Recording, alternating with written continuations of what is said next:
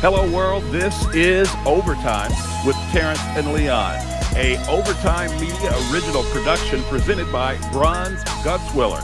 Choose Bronze Gutswiller for your next construction project, and also being brought to you by FCN Bank. FCN, building stronger communities, member FDIC, and equal housing lender. Today's guest is being brought to you courtesy of Daisy's Doggy Daycare and H&R Block. You know, Leon, you've obviously played sports at a high level, and it's oftentimes when sports, they talk about it being a family. Well, with our next guest, it seems like it was the family before the sport. Well, it's funny. I think first I met his nephew and his brother Uh-huh. coaching at St. Louis. Okay. And then I went over to OA for something and met him.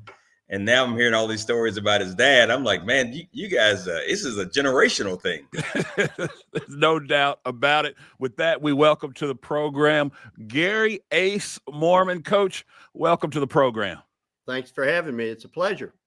Well, listen, I want to ask you this question right off the top. And we've talked to several different families, coaches and sons, or coaches and daughter, you name it. We've had a chance to talk to a lot of families on this program. The question that I always wonder, and I put before you, Coach, in your own words, tell our listeners, what role did sports play in your family dynamic? Oh, well, all of us enjoyed it. We didn't play it particularly well, but we enjoyed it. And something that we did starting at a very young age. And when I was a little kid, one of the first things that I recall was going to watch Dad play Tri-County baseball. And that was always a big thing. And it was such a huge event in our area.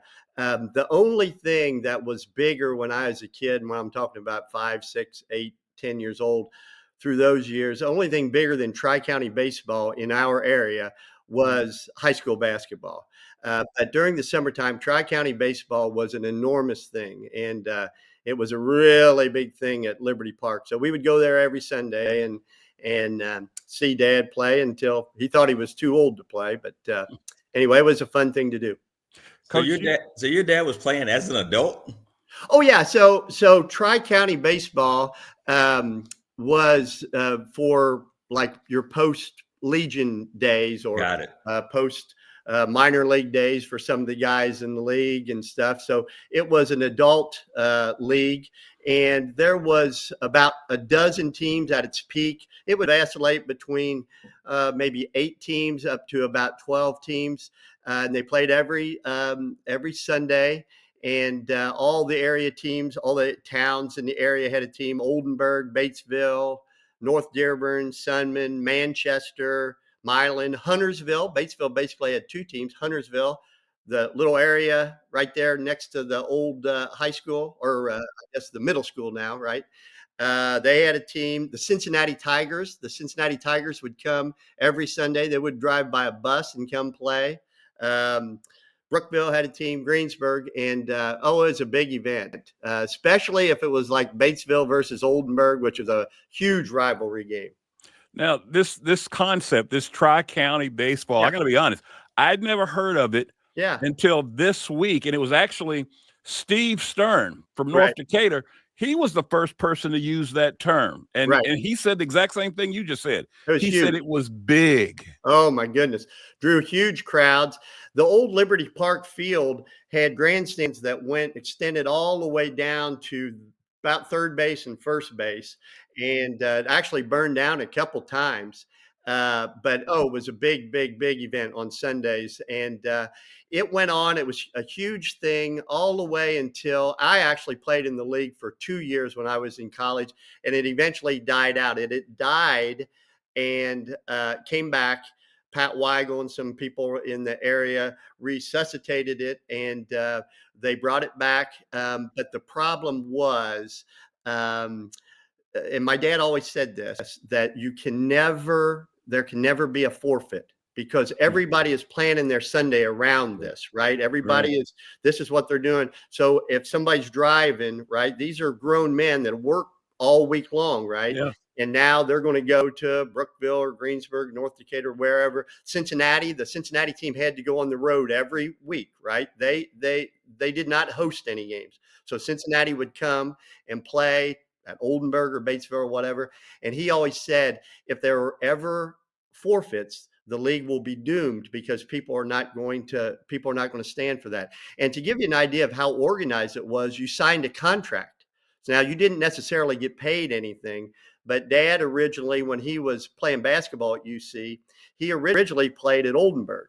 And then eventually when his contract was up in Oldenburg, he went and played for the Batesville Bullets. So all the teams had a nickname. Oldenburg was the Oldenburg Villagers. Batesville was the Batesville Bullets.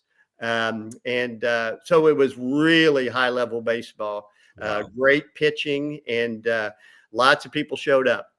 So we can, Coach, you can help us out by telling Andy Allen that Batesville is a baseball school, right? Well, there's going to be some pushback on that. Even Dad would say, Ripley County and this whole area here, man, we've always loved basketball. And we talked about this, Leon and I, off there, and I've said this before to people. Think about this, and I know the main topic here is about baseball and the naming of the field, but think about our area here. So in 1951, Batesville won the sectional, and of course, this is the old tournament, right? This is before class basketball, right? So Batesville wins the sectional and makes the Elite Eight. And you got to remember back then in the 50s, there were about 560 to 580 teams. So it's pre-consolidation days, right? So, and now there's a little over 400 teams. So that play in the IHSA. And so Batesville makes the Elite Eight. The very next year, Batesville makes the Sweet 16. Then in 1953, which would have been my dad's senior year, Milan makes the Final Four. And then, of course, in 54 was the Milan Miracle. So whenever you hear people talk about, Milan perhaps being a fluke in 54, they were anything but a fluke, right? Anything but a fluke. Milan actually, to make the Final Four the year before, had to defeat the powerhouse Attucks Tigers. They had to beat them back-to-back years in the Indianapolis semi-state. Yeah, and I can tell you from coaching in Indianapolis, right? We used to say when I was at Ben Davis that the toughest part of the state tournament back in the old days, the toughest leg of the tournament, tougher than the Final Four, was winning the Indianapolis Hinkle Regional. Because in the old tournament, right? And this was kind of some of the pushback against going to class sports, saying, well, yeah, the smaller schools really don't have a chance to win the state championship, but that was beside the point. Everybody knew the odds were against everybody, and the most powerful city in Indiana, arguably the most powerful basketball city in the entire Midwest, Indianapolis, when the semi-state was done, when the regional was done, there was only one left, right?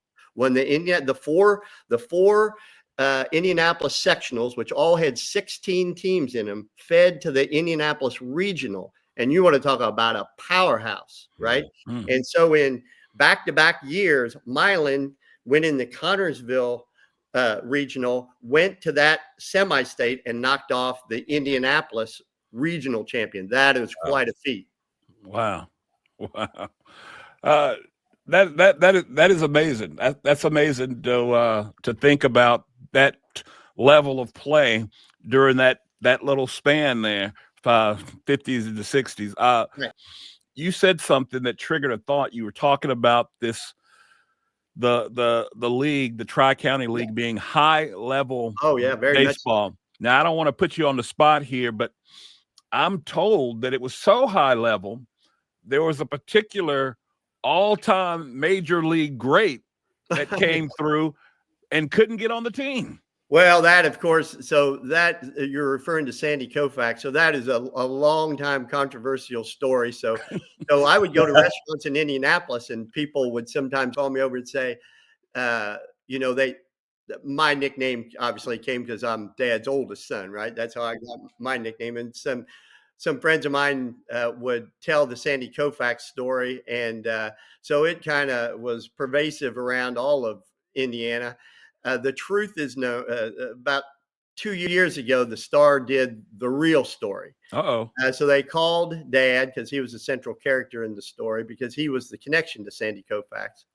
And they called Dad, but Dad, his hearing wasn't very good at all by that time. He was 87. So they called me and they said, well, we've talked to several people and we keep getting all these different fantastic stories, the least fantastic of which came from your dad. His was the most mundane of all the stories. I said, well, I'll hate to tell you this, but that's going to be the real story. So the real story was this.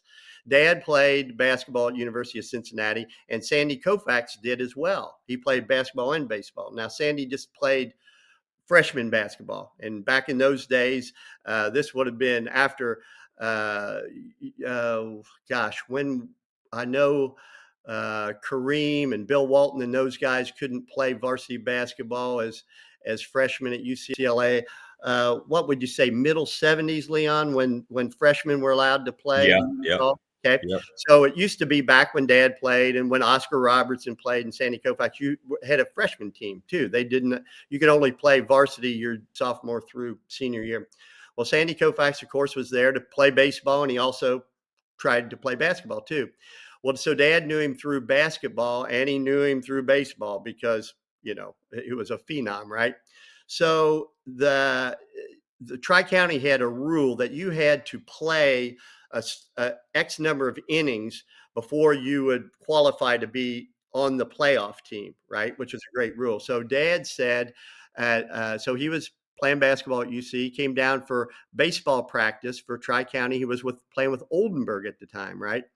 And he told Charlie Custer, who was the manager and coach of the team at the time, he goes, Charlie, we might want to consider this guy we have at UC, right? And he was describing Sandy Koufax to him and stuff, said he'll come down and pitch for us if you like. So they went to what is now the Bra House restaurant. It was owned by somebody else then afterwards, to have some fried chicken and some beer. You know how us German folks are, right? So they went there after practice, and Dad said there are a few things that we got to understand about this guy. He'll come down, but he said, and Dad was quite a player, so they trusted Dad's opinion on this, right? So he goes, but he said he throws really hard, like harder than anybody you've ever seen. And if I could back up for just a second, and now you guys are too young to remember this, but I could still remember this, and I'm going to throw a name at you, Bob Montgomery. He played for the Boston Red Sox. He was the last guy in the major leagues allowed to bat with a soft cap, okay? So if you saw old videos of Mickey Mantle, Willie Mays, all those guys in the beginning of their career, you would notice they just wore the cap they wore out in the field, right? Before they had hard helmets.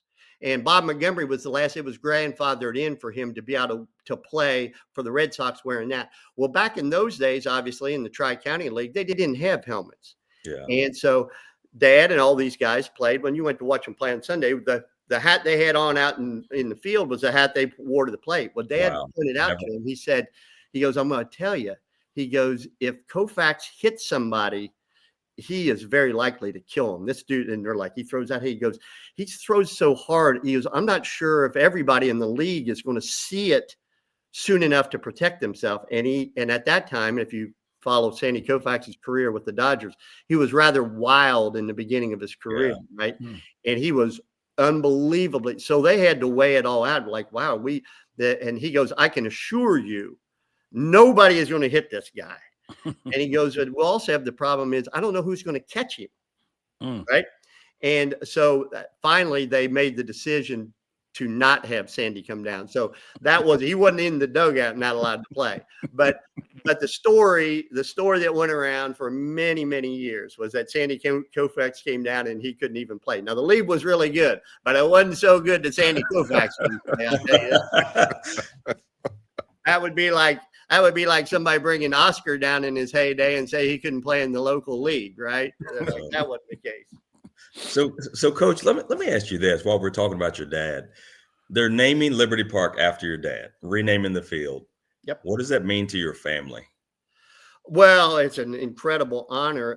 It only could be done posthumously because there's no way my dad would stand for it if he was alive. He was an extremely humble guy. He would say, they should name it after Ham Warnke or Dave Laudick or Bose Blamer or Brian Hoeing, the major leaguer, right? He'd say, like, you name it, I should be, 400th on the list.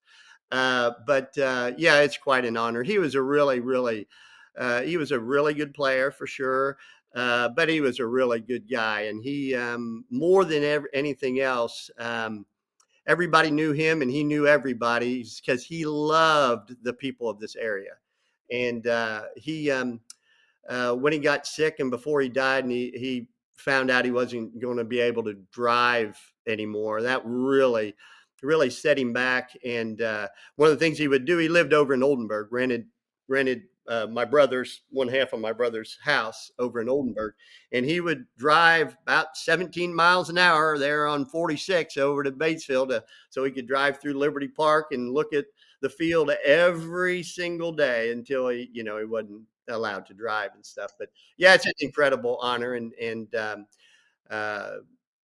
it's a special thing that a lot of people, I guess, put together. I was surprised to hear about it.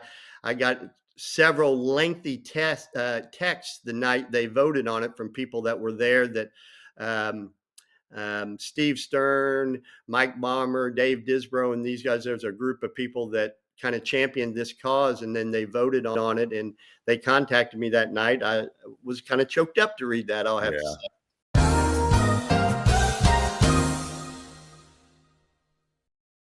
Bruns Guts Willer is the right choice for your next construction project. We strive to deliver unparalleled service to our clients by focusing on craftsmanship and quality. Our core values of integrity, professionalism, and fair pricing all but ensures our clients receive the best possible experience. Whether it's commercial construction, remodeling an existing space, or even building a luxurious home, we offer a comprehensive suite of construction management services. So before you break ground, give us a call at 812-934-2105. Bruns Guts Willer, building a better future for southeastern Indiana for over 100 years.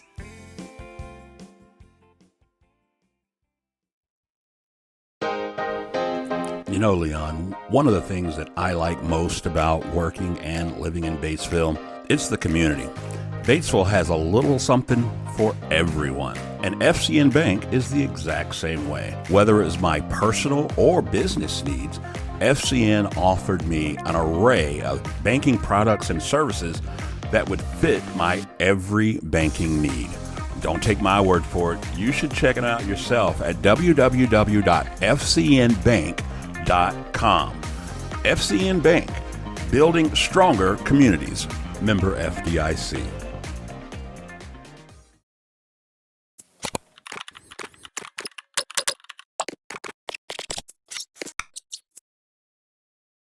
As you talk about it, Liberty Park, Coach, it seems like that might actually be another character in this story. Oh, for sure.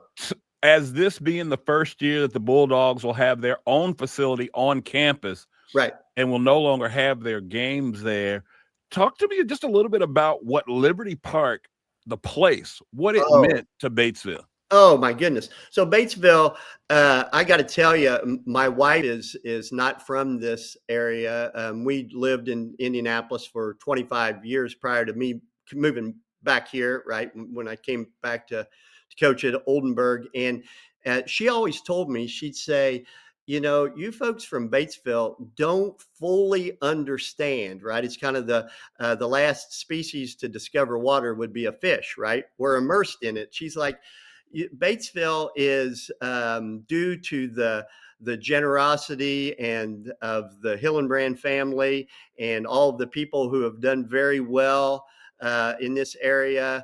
When you think about, we're a town of approximately 7,000. Does that sound right? 7,000. But we have the amenities of a much larger city. And you factor in with still a really small town with a small town feel, but we have a lot of big city qualities to it. And the area is just teeming with great people. And really, when you, I don't really know of very many towns that the town's park, every town's got a park, but I don't know of very many where it's more synonymous with the town than Liberty Park. Everybody knows Liberty Park.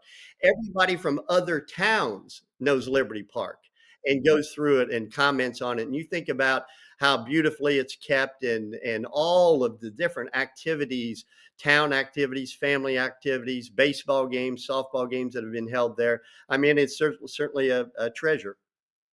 So, Coach, with the naming of the park, Yeah.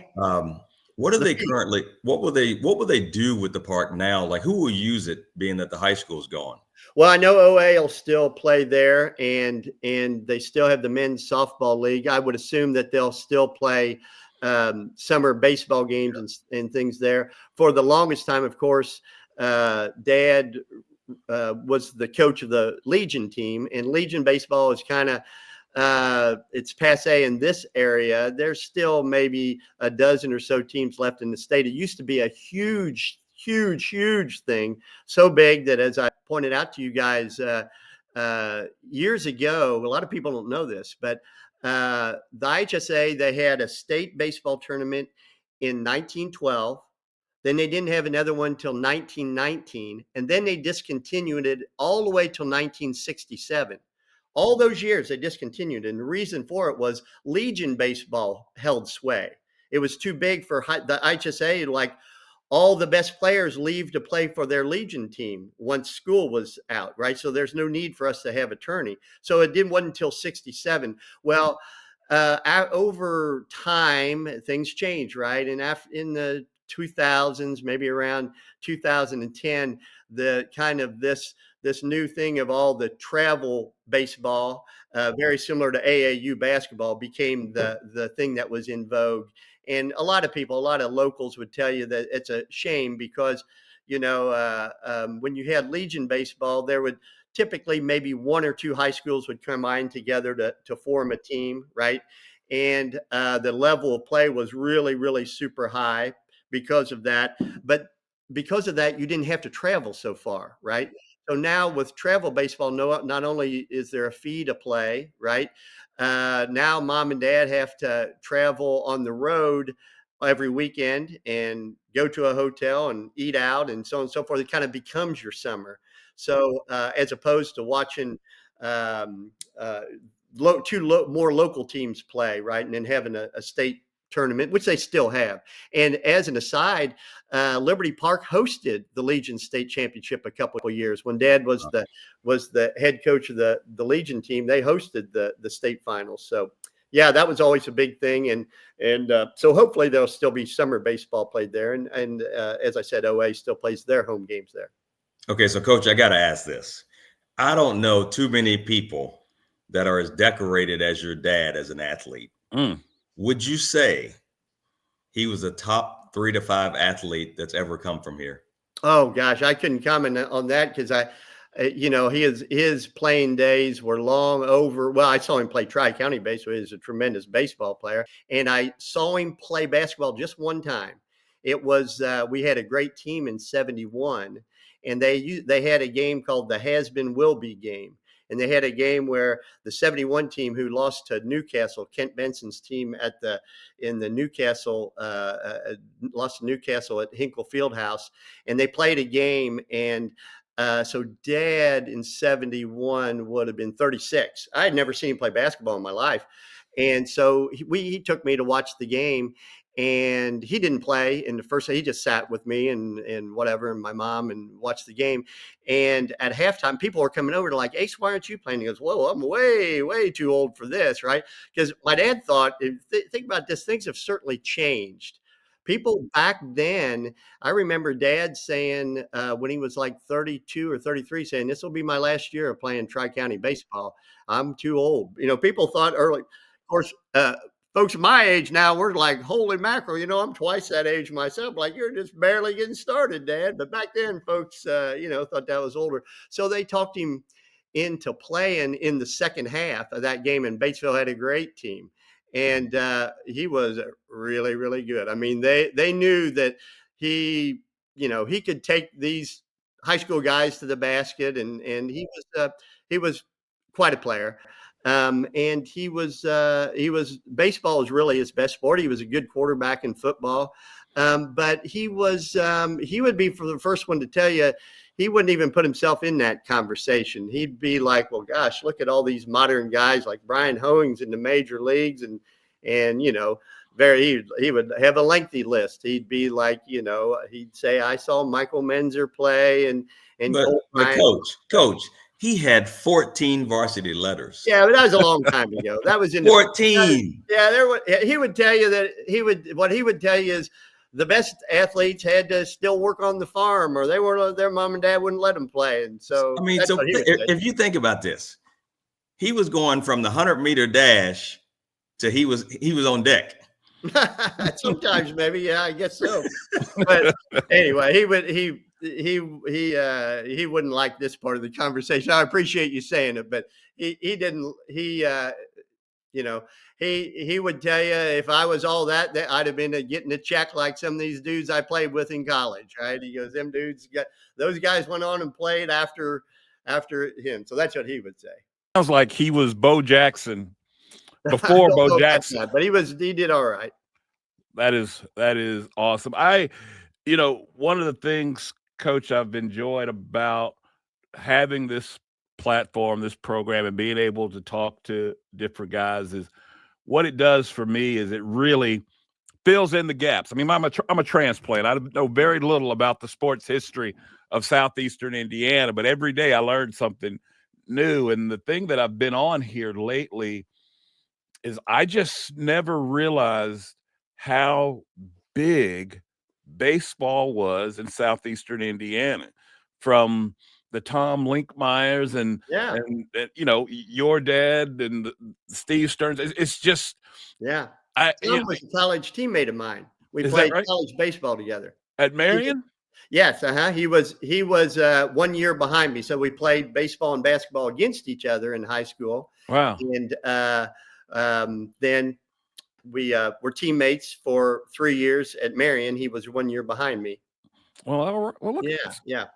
And then you go a step farther. I go a step farther, and I've been trying to find. No one has been able to provide an answer, and I'm hoping you might have some insight.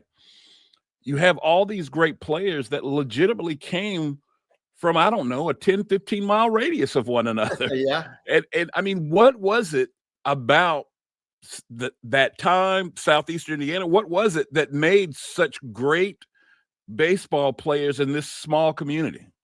Well, yeah, it wasn't just baseball too. And, you factor in how good all those teams in the area, the Milan teams, and Aurora had some great basketball teams and baseball teams.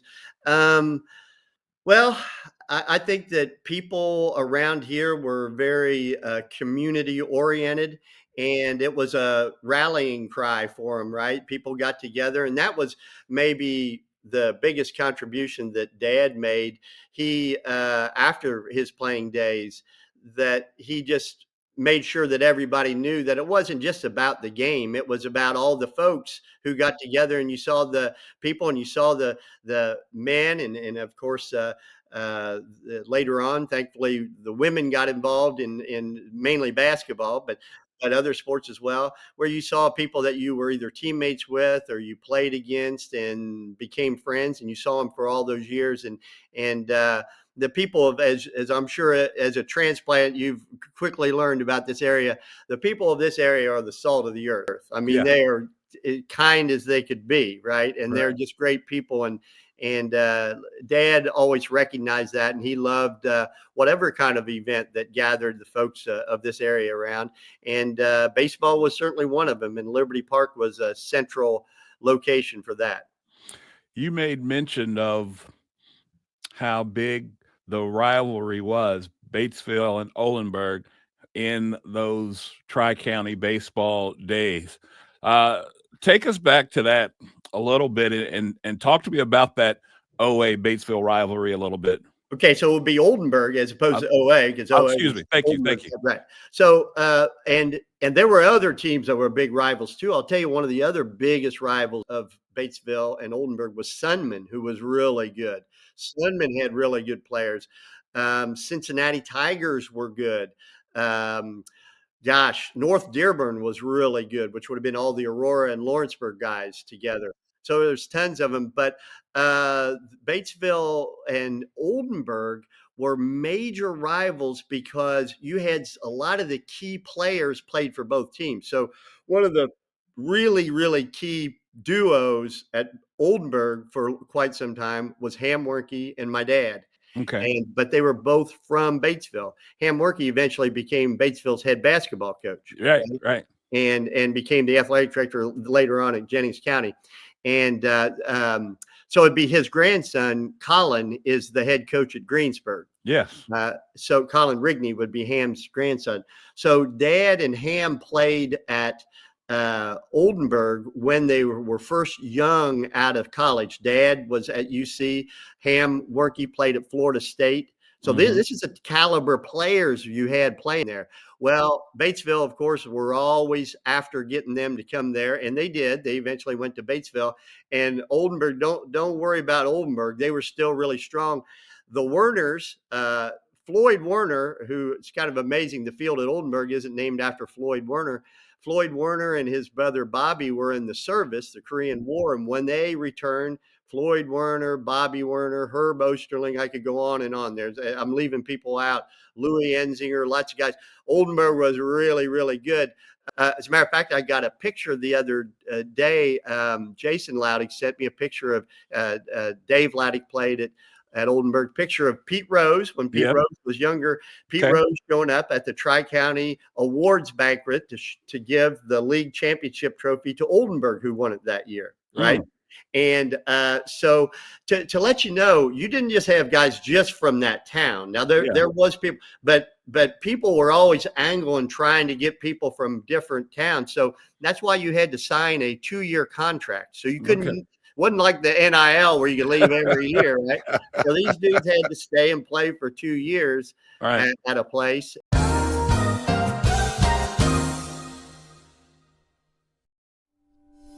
It's tax season, and your neighborhood H&R Block is here to get your taxes squared away. Just walk in or make an appointment and get 100% accuracy and your max refund or your money back. So file with confidence, knowing you have expert local help when and where you need it. All year long at H&R Block. All tax situations are different. Not everyone gets a refund. Limitations apply. See hrblock.com/guarantees. Call 812-934-4626 to speak with a tax professional. All right, guys, that's a wrap. Great show, Coach. Hey, before you go, I got tickets for the game this weekend. Tomorrow? Tomorrow, man. Oh, man. I can't go, man. Family's out of town. I got to watch the dog. What? Well, call April Meyer over at Daisy's Doggy Daycare. What? Yeah, Daisy's Doggy Daycare, man. Hold on a second. Let me Google that. Oh, Daisy's Doggy Daycare. She's got her own website. Matter of fact, here's the phone number. I want to call them at 812-932-7877. Why do you like it so much? Oh, man, she was awesome. She's personable. She's going to take care of you, communicate with you while your dog's there. She's even got a YouTube channel, and you can check out the dog. That's legit. But what if they're closed up here in Batesville? Hey, she's got one in Greensburg, too, man. Oh, snap. All right, let's make it happen. Daisy's Doggy Daycare in Batesville and Greensburg.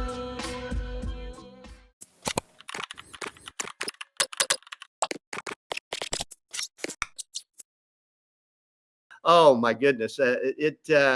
Every Sunday you would go out to one of those. If Batesville, obviously half their games were at home at Liberty Park, half were on the road, and you were going down 46 to play at Oldenburg. There was going to be a big crowd of people. There would be people there with some rotten tomatoes there, right? and people just really got into it. Both sides, when they came to Batesville, same thing. Sure. And that could be a whole show. You could have all kinds of people on. Unfortunately, a lot of those guys, the players, Dad was 89 when he died, and that was the heyday of it. As I said, it went on still later, all the way up to when I played for a couple of years, which would have been maybe my first and second year of college. But things had changed. You know, the world had changed. People had other opportunities to do things, and softball had become a bigger thing. And so you know, it eventually died out. As I said, it was key that you had to, if you were hosting the game, you were putting on an event, and everybody else counted on you to do it right. And so eventually it, you know, went by the boards. It was unfortunate, but if you would talk to older folks that were around during that day, they'd be like, oh yeah, everybody knew. You went to church on Sunday morning, you got out to, people would show up at 11 o'clock for, the game would start at 1 o'clock. So from 11 till 12, Batesville would take batting practice. From 12 until they took infield, the visiting team would take BP, and people would be there already to watch it. Right. And of course, that was wood bat days, right? So everybody used wood bats. And as I said, when I played, obviously we wore hard helmets, but back when I went to watch Dad playing those guys, they just soft caps. So, you know, when they were brushing your back coming up and in, and they had guys threw hard, you didn't have a hard helmet to protect you, right? I mean, it was a hard fought, really outstanding, great way for a Sunday afternoon. And most of the time, it would be 3-2, 4-3. They were low scoring, hard played games, excellent pitching, and low scoring, but really, really, really good hitters, guys. And just very few mistakes in the field. I remember it was a big thing. If you saw somebody make an error, it'd be like, wow, what is wrong with that guy? That is awesome. I'll ask you this, Coach. I mean, Leon just touched on a little bit in terms of your dad's credentials, if you would, as an athlete, and of course, he coached as well. If we were talking with your dad here today, Coach, what would you think he would say he would want his legacy to be? That when people talked about Ace Moorman, what would he want people to know? Just that he enjoyed all the people so much. Dad was, when I say he was humble, if you talk to other people, I mean, this guy was exceedingly humble. He would be very uncomfortable about all this. Like I said, it had to be done. And the people that put it together knew they had to. They said this had been, I didn't realize this, but I was told they had been talking about this for years, but they knew they couldn't do it until Dad would not have any of that, but he loved all of the stuff. He would be pleased in a sense, I guess, but he was a very, very humble guy. He used to always say, if you're any good, you don't need to tell anybody about it. They can plainly see it. And he was very good, but he was a really kind man. I mean, he really cared about the people of this area, and loved anybody that wanted to play Legion baseball. I mean, if you wanted to play Legion baseball, he was all for it, you know? Yeah. And he would get to he worked 6 days a week, 52 weeks a year.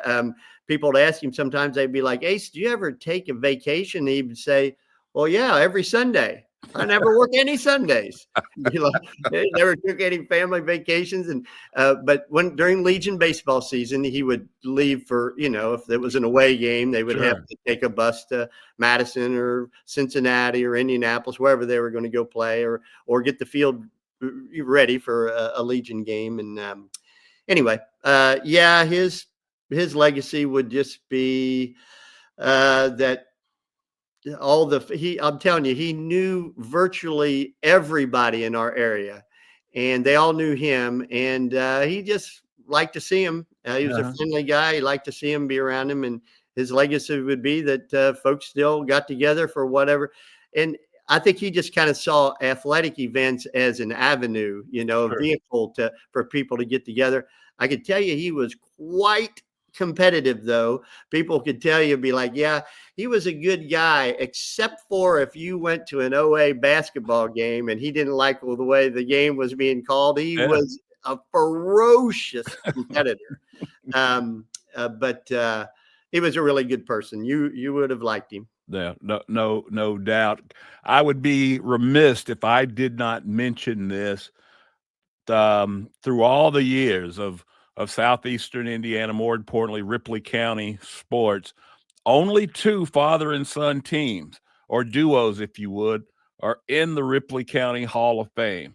That would be you and your dad, along with the Moorheads, Gus Moorhead and Rob. What does that say to you, or what does that mean to you to know that, first of all, in such great company as the Moorheads, but the only two to be able to do it? Well, the Moorhead certainly deserved it. And my benefit was, I'm sure that some of the older voters on the committee, because I have the same nickname as my dad, some of them thought, oh, wow, he's sitting in the Hall of Fame yet? Well, we got to vote him in there. That's how I probably got in by mistake. So that's what I would say about that.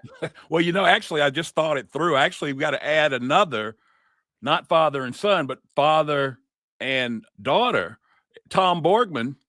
Okay, and his daughter, right.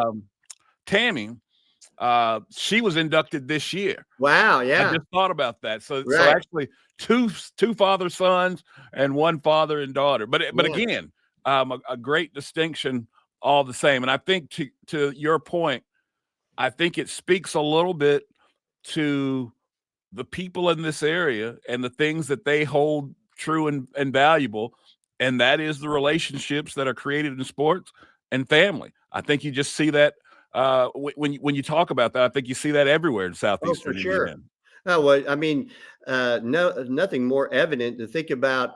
One of the very first, I would say Jacksonville, because the second year of girls IHSA basketball, Jacksonville was the state runner-up in the big tournament, right? Yeah. So Rita Foster and a lot of those girls that were all there on those great teams. But not very long after that, Donna Lamping, Donna Lamping was at Batesville. She was 2 years behind me in school, was an Indiana All-Star. And then, her son's in the major leagues. I mean, I'm kind of hard to top that combination. An Indiana All-Star. I believe in Donna. Donna kind of kept from the same cloth as my dad, extremely humble. I believe when Donna graduated from Ball State, I believe she was their all-time leading scorer at that time. She's not currently, but when she first got out of school, she was. And then to have a son that plays in the major leagues, I mean, holy mackerel, what kind of athletic legacy do they have? Kind of fearless there, right? Right. Well, and you got to put her sister in too. Oh, of course, and Cindy too. And but anyway, yeah, we've been so blessed in this area. The other day, somebody was asking me who I thought were who, in my opinion, was the greatest Batesville Bulldog basketball player of all time, Michael Menzer or Colt Ryan. And there were other great ones too. Sure. And I said, wow, you're splitting hairs there. I mean, they're both absolutely spectacular.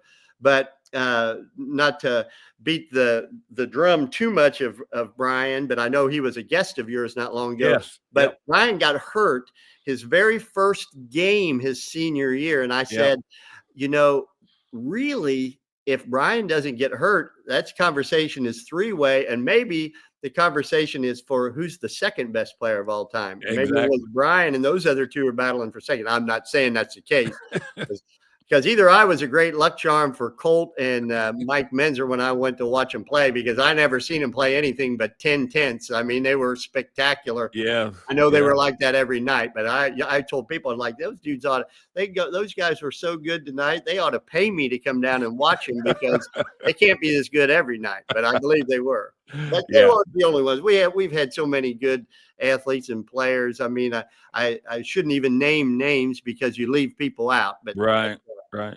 Well, Coach, listen, I really appreciate you taking the time out to talk to us and to kind of bring us transplants up to speed on Southeastern Indiana sports history. Very kind. And I'm excited about, when I heard about the facilities being built at Batesville for baseball, I immediately thought, man, that must be just a weight off their shoulders to finally have their own facility.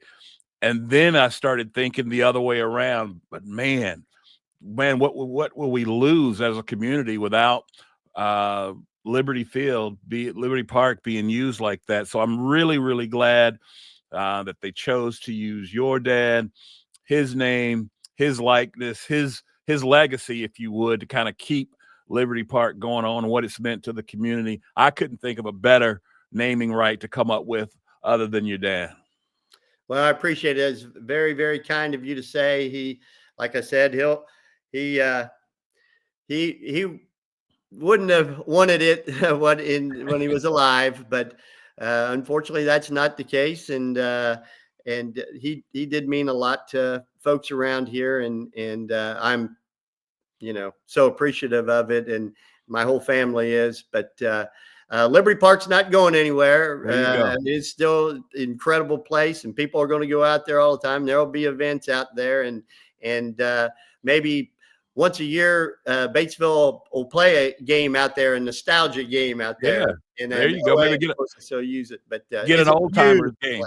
Now, I'll tell you now that you've said it, you've put something in. You've put something on my mind, and I know you could make it happen. What they need, I could, but somebody could. What they need to do is once a year have Batesville play OA at Liberty Field. Yeah, there you go. Now, I mean, the turnout would be incredible. Oh, it'd be incredible. It really would. Absolutely. All right, I'm going to put that in your hands, Coach. I know you can make that happen. All right. Well, listen, you've listened to a pod or two before, so you know how we end these things. We end it with our one-hitter quitter. I ask you one question, hard-hitting in nature, and yes, you have to answer. Okay.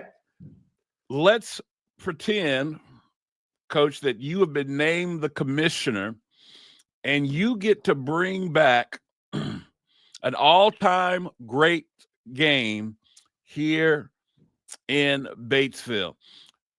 And it's in their prime. Would you choose an all-time great game, exhibition game for baseball?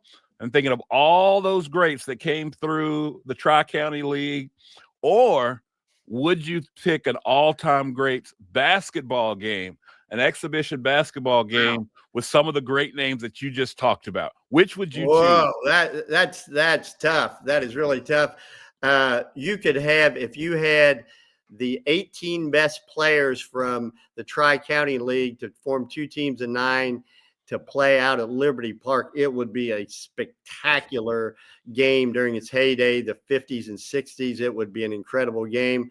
Oh, man. A basketball game, I would say you should hold it at the old high school gym, the gym that Dad and them played in. Yeah. As an aside, to let you know, they had a similar game like that years ago. A lot of people ask what was the most points scored in one of the Batesville gyms. And Dad used to always say, well, are you talking about a Batesville person or any person? Because back when Dad played at UC, he played at UC, and Louis Dickman played at North Carolina State. And one summer they organized a fundraiser that they played at the gym that they played in, which is the gym across from the swimming pool now. Right.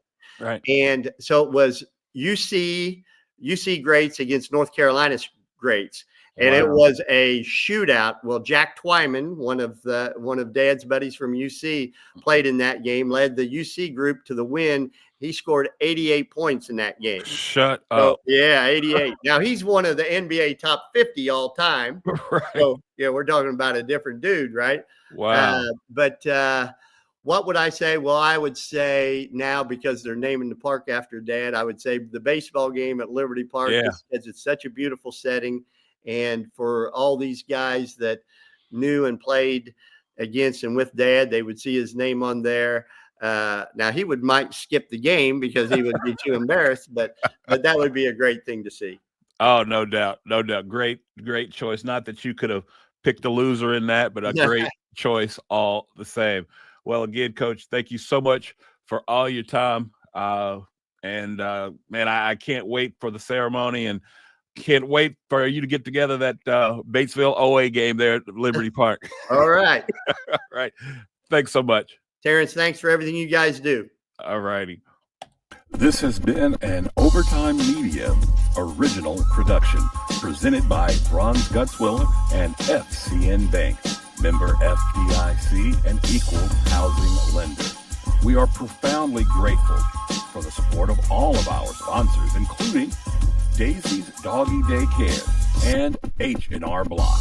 Your continued support is key to our success.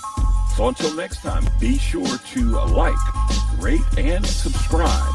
And as always, be a friend and tell a friend about Overtime Media.